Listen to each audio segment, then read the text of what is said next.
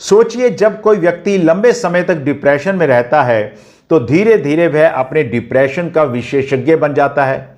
वह कहने लगता है, मुझे पता है अब क्या होने वाला है, यह तरीका मेरे ऊपर काम नहीं करेगा, यह सब मैं पहले भी आजमा चुका हूं, अब मैं ऐसा ही अनुभव करता रहूंगा। यह अनुभव हमें समझदारी जैसे लगते हैं।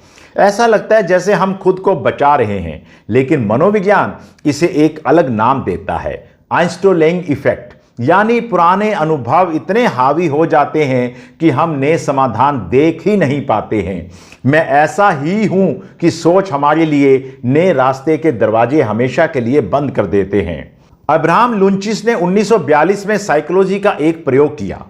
उन्होंने प्रतिभागियों को पानी मापने के अलग अलग क्षमता के 3 जार दिए और उनको 100 लीटर पानी मापना सिखाया। फिर उनसे ऐसा कई बार करवाया गया जिससे उनको उसकी आदत हो गई। और जब उनको एक नई समस्या दी गई तो उन्होंने पुराने ढंग से नई समस्या को सॉल्व करने की कोशिश की, क्योंकि वो उनके लिए एक आसान रास्ता था।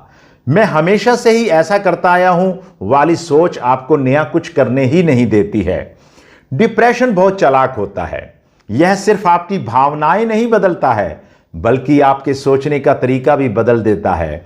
यह आपके मन में धीरे धीरे फुसफुसाता रहता है, कुछ बदलने वाला नहीं है, तुम पहले भी यहां आ चुके हो, तुम जानते हो कि इसका अंत क्या होगा, और ये बातें सच लगने लग जाती हैं। आज से आपने 3 छोटी आदतें शुरू करनी है, बस फिर देखिएगा कि डिप्रेशन कैसे आपके जीवन से बाहर हो जाता है। पहली, अपने लेबल पर सवाल उठाइए। जब मन कहे मैं डिप्रेस हूं तो रुकिए और पूछिए, इस समय वास्तव में मैं क्या महसूस कर रहा हूं?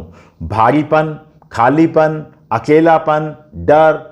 आप जितना स्पष्ट होंगे उतनी ही आपकी सोच धीरे धीरे लचीली होती जाएगी।